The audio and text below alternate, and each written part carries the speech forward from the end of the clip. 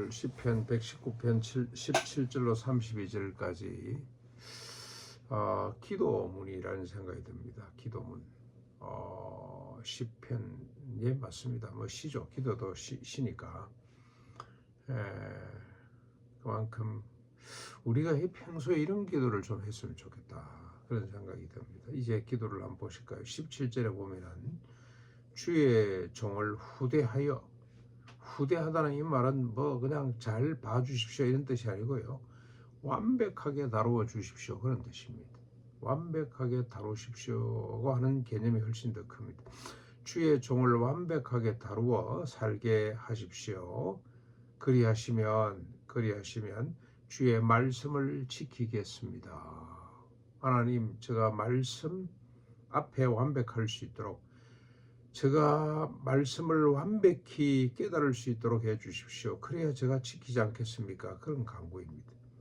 그러니까 이 시인의 간구는 뭡니까? 하나님 말씀을 지키고 싶사오니 하나님 그 말씀을 깨닫게 해주십시오. 그 말씀을 저에게 밝혀 주십시오. 지금 상황에 하나님 말씀이 필요합니다. 말씀을 달라고 간구하고 있는 거예요.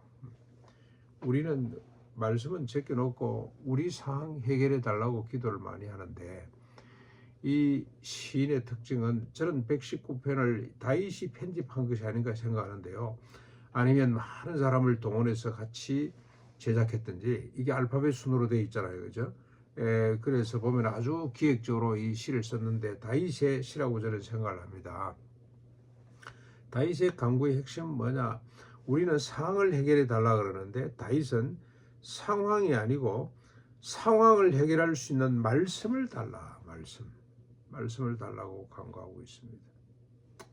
어느 정도냐? 18절 내 눈을 열어서 주의 율법에서 놀라운 것을 보게 해 주십시오. 어떤 상황에 맞닥뜨렸습니다. 그런데 그 상황을 풀 수 있는 답이 어디에 있다는 겁니까? 하나님 말씀 가운데 있다는 거죠. 그 하나님 말씀을 몰라서, 이미 기록되어 있는데도 불구하고 그 말씀을 몰라서 지금 답답해하는데, 하나님 내 눈을 열어서 주의 율법의 그 비밀을 깨닫게 해주십시오. 그 놀라움을 보게 해주십시오. 다윗은 율법에 대한 신뢰가 너무 아름답습니다. 율법 속에 답이 다 있다는 거죠.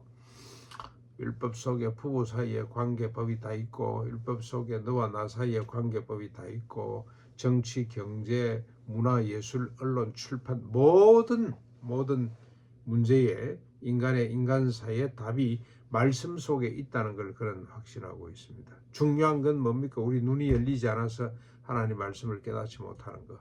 그게 문제라는 거죠. 19절에 그 말씀에 대한 절박성 얼마나 사모하느냐. 나는 땅에서 나그네가 되었사오니. 지금 상황이도 할 겁니다만 정치가로서 많은 정적들이 있고 많은 시비거리가 있고, 그래서 땅에서 나그네가 되었사오니 계명들을 내게서 숨기지 말아 주십시오. 하나님, 이 무지한 종의 눈을 열어서 주님의 말씀을 깨닫게 해주십시오. 평소에 주님은 21절입니다. 어느 정도로 사모하느냐? 20절 주의 규례들을 사모함으로 내 마음이 상하였나이다. 밤낮으로 주의 말씀을 깨닫지 못해서 마음이 너무 상했다는 겁니다.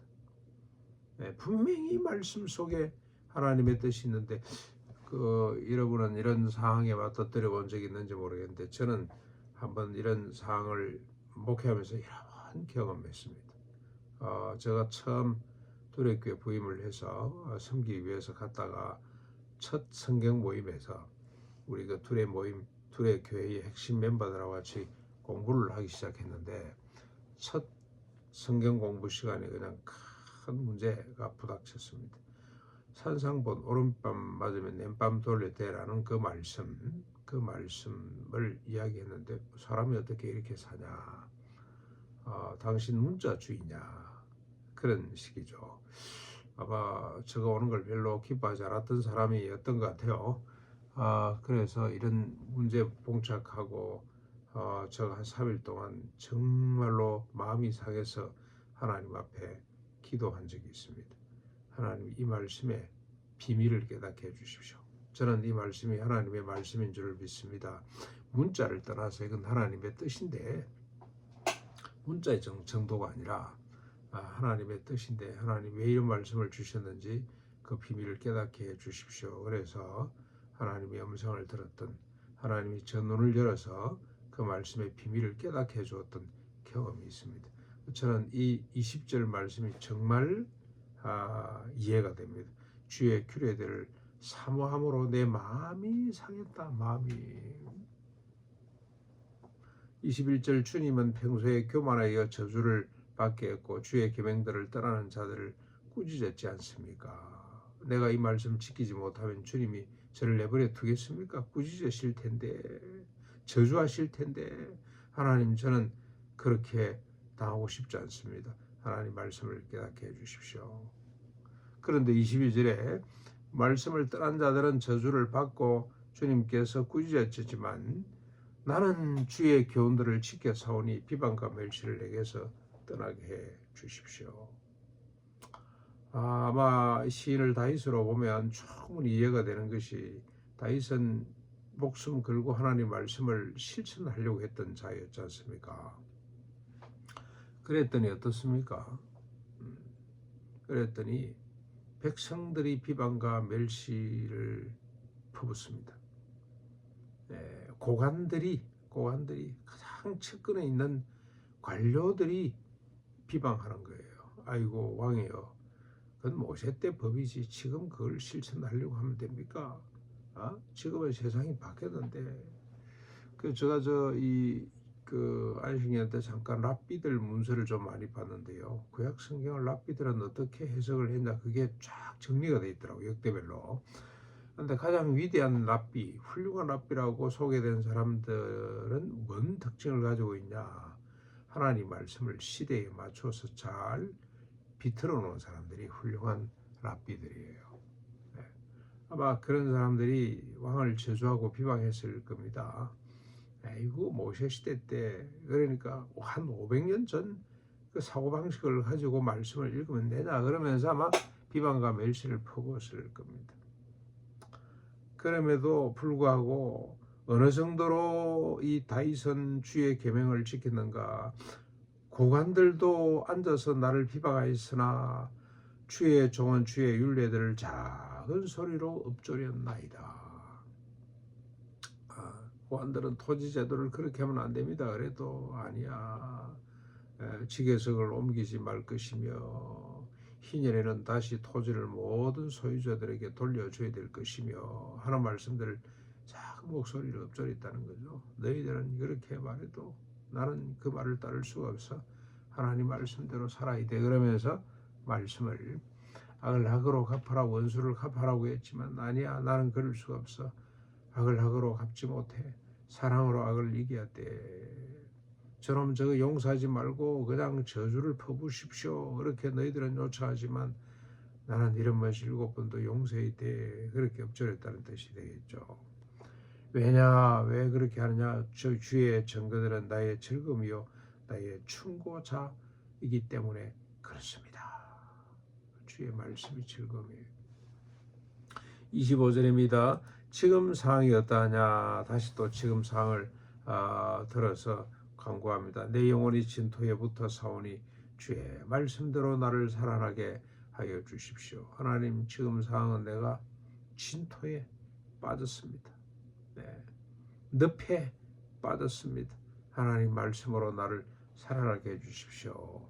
이전에도 지금까지 내가 나의 행위를 아뢰매 주께서 내게 응답하셨던 것처럼 주의 율례들을 내게 가르쳐 주십시오.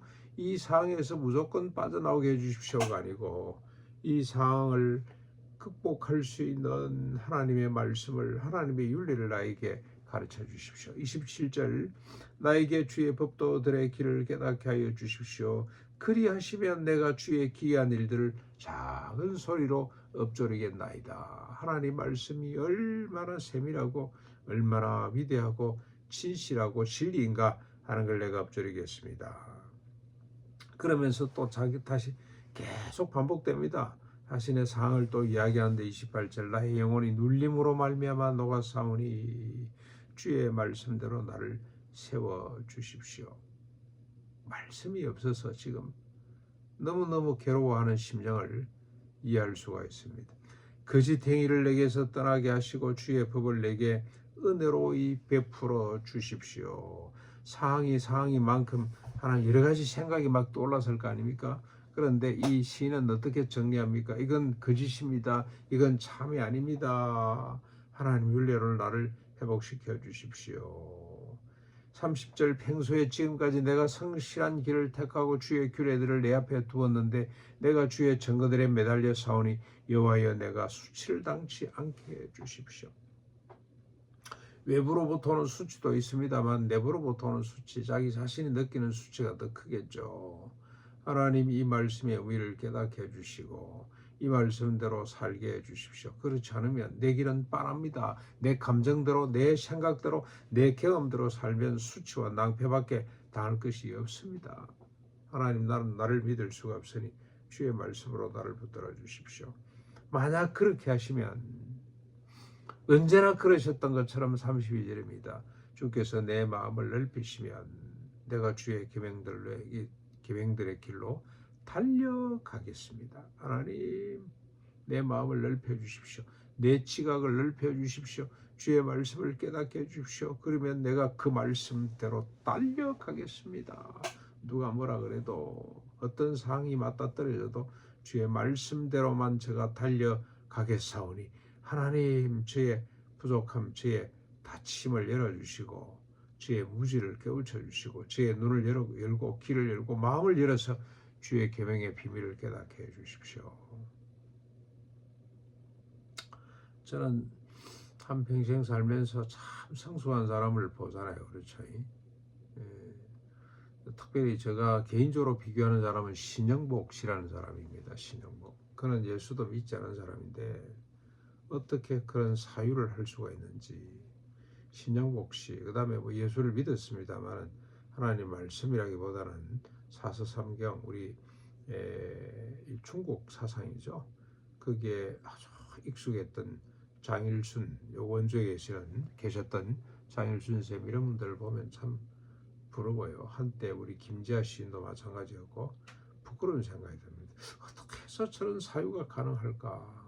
그런데 저는 평생에 하나님을 믿는다고 믿어왔는데 하나님 말씀을 가까이 하고 연구하고 읽고 했는데 왜 나는 아직도 저런 사람들의 사유에 미치지 못할까? 너무 창피해요.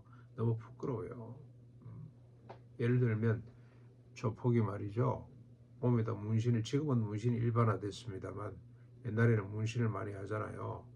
문신을 하고 나타나면 두려움에 사로잡히고 아이고 저 사람한테 괜히 시비 걸면 안 되겠다. 목욕탕에서 주로 많이 보거든요. 그런데 혐오스럽게 보는 거죠. 그런데 이 신영복 씨는 전혀 다른 관점에서 보는 거지. 저 사람들이 얼마나 연약했으면 얼마나 힘들었으면 등에다 호랑이 한 마리 그려놓고 위로를 받을까. 불쌍하게 여기는 거예요. 혐오스럽게 보는 것이 아니고 불쌍히 여기는 마음. 너무나 큰 차이입니다. 그는 예수를 믿지 않았어요. 예수 믿는 거 거부했던 사람입니다. 그런데도 그런 사유가 가능했는데 하나님의 말씀을 들고 있으면서 그보다 못한 사유를 가지고 있다는 것은 너무너무 부끄러운 일이에요. 너무너무 늪에 빠진 것 같고 사방으로 우겨쌈을 당한 것 같고 진토에 빠진 것 같아. 하나님 내 눈을 열어서 신영복보다 훨씬 더 깊은 사유, 사람의 마음에 감동을 주는 은행이 만들어질 수 있도록 해주십시오.